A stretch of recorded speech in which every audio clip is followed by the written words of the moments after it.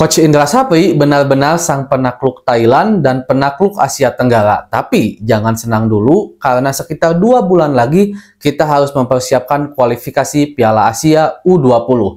Mari kita bahas dari sudut pandang penikmat sepak bola, bukan pengamat sepak bola. Dari Sabang sampai Merauke, kita bersaudara.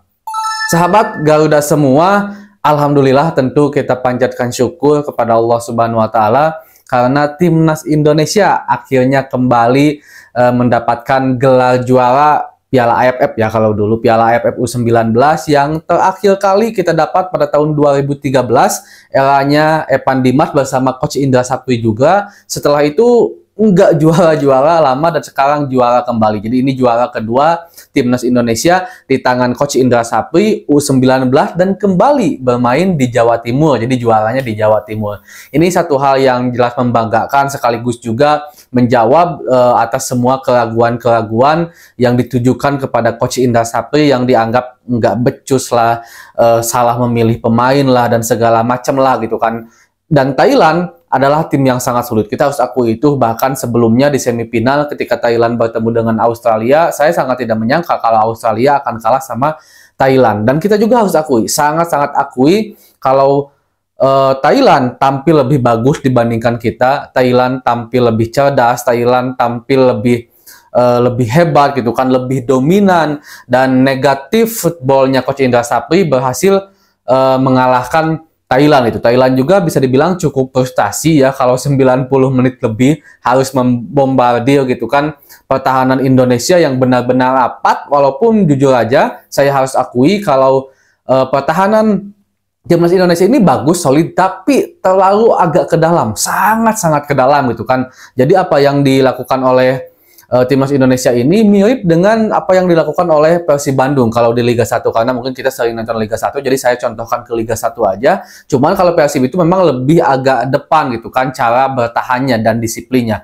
Tapi kalau timnas Indonesia memang agak jauh, sangat di belakang, sangat dalam, dan itu juga membuat keleluasaan bagi Thailand untuk menguasai lini tengah timnas Indonesia, apalagi setelah timnas Indonesia kehilangan seorang Cafiatu dan juga Welber Jardine di lini tengah gitu kan. Dan gol semata wayang dari Jens Schreven berasal dari crossing Cafiatu dan juga disambut oleh Kadek Arel dan juga langsung dicocos masuk oleh Jens Schreven. Dan juga khusus untuk Jens Schreven pembahasannya saya akan bahas khusus, tapi mungkin saya spill sedikit. Saya rasa Jens Schreven layak sih untuk bisa dipanggil oleh Coach Shin Tae-yong, dicoba di timnas senior, seenggaknya mungkin untuk diberikan pengalaman. Dan ada satu lagi pemain yang menurut saya juga layak akan dipanggil ke timnas senior, walaupun memang dipersiapkan untuk timnas U20 di Piala Asia dan nanti goalsnya masuk Piala Dunia U20, yaitu Mauresmo. Tapi kita akan bahas Mauresmo nanti lah, karena Mauresmo masih dalam proses naturalisasi. Tapi intinya klasik is number 9 itu benar-benar ada di seorang Jens Schreven. Dia bisa dibilang sangat sempurna. Dia memiliki postur yang bagus. Dia juga bagaimana capping bolanya, memiliki pemikiran dan juga ilmu sepak bola yang sangat mumpuni. Dia jago capping, mempunyai kekuatan walaupun besar badannya, tapi dia punya kekuatan untuk lari. Dia tidak takut berduel, dia pandai untuk pegang bola, dia pandai membuka ruang, dia juga bantu pertahanan.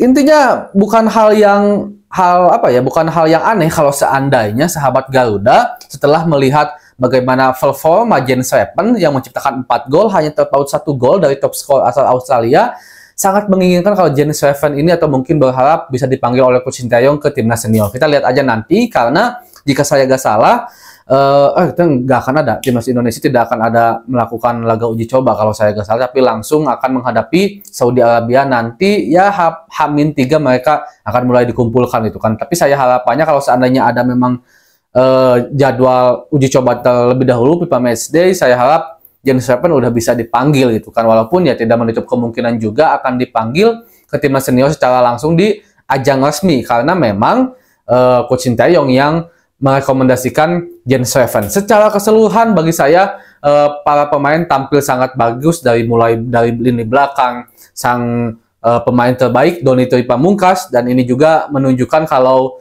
benang merahnya, pemain-pemain yang memang memiliki jam terbang di Liga 1 itu tampil sangat bagus. Donny Pamungkas, Kadek Arel, begitu tenang dia, begitu dewasa dia, begitu disiplin dia bermain di belakang. Kalau Jens Steffen ya udah kita nggak bisa bicarakan lagi ya. Buffon juga tampil sangat bagus, Welber Jardim dan Caviato di lini tengah juga sangat-sangat mantap. Bahkan ketika harus ditarik oleh Coach Indra Sapri karena memang mengalami masalah, saya cukup agak sedikit deg-degan gitu kan. Bahkan ketika Jens Steffen ditarik juga karena ada masalah, saya deg-degan juga. Kenapa? Walaupun kita habis-habisan diserang, tapi dengan adanya Jens Steffen di depan sebenarnya itu bisa menghela napas kita untuk membangun sebuah serangan ketika pertama kali nyerang. Karena pemain atau striker yang sangat pandai reading the game-nya itu, reading the ball-nya itu kuat, biasanya sangat diperlukan untuk sebuah tim, apalagi ketika tim kita saat diserang. Karena ketika bola diarahkan dari lini belakang atau lini tengah ke striker,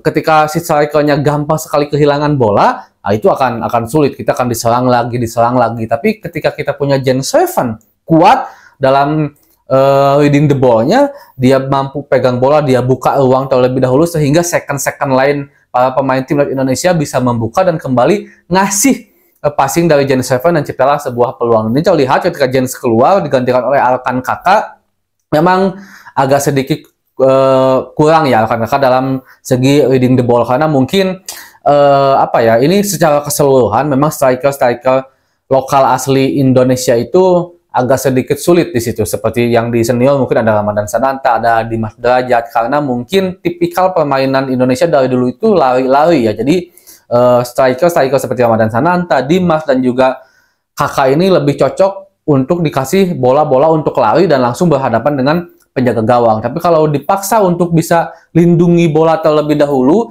untuk seenggaknya memberi waktu para pemain-pemain lain membuka ruang untuk maju ke depan, itu agak sedikit sulit. Dan itu kelihatan banget setelah Jens Steffen keluar. Tapi timnas Indonesia bagi saya tampil sangat bagus, disiplin terutama, karena kalau dari segi permainan udah jelas kita kalah sama Thailand. Thailand itu tenang banget, mereka tidak merasa tertekan walaupun udah kalah 1-0 di awal-awal, kecuali memang di akhir-akhir menuju laga habis, mereka tenang, mereka sangat dewasa sekali Thailand mainnya gitu kan.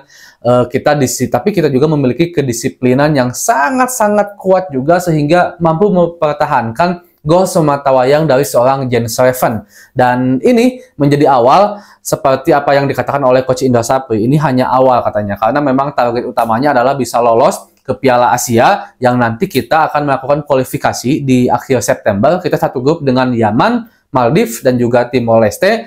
Ya kalau Timor Leste kita udah tahu lah ya, mungkin kita bisa dengan mudah menghadapi Timor Leste, walaupun kita tidak boleh menganggap remeh juga. Maldives juga bagi saya bukan negara yang memiliki budaya sepak bola.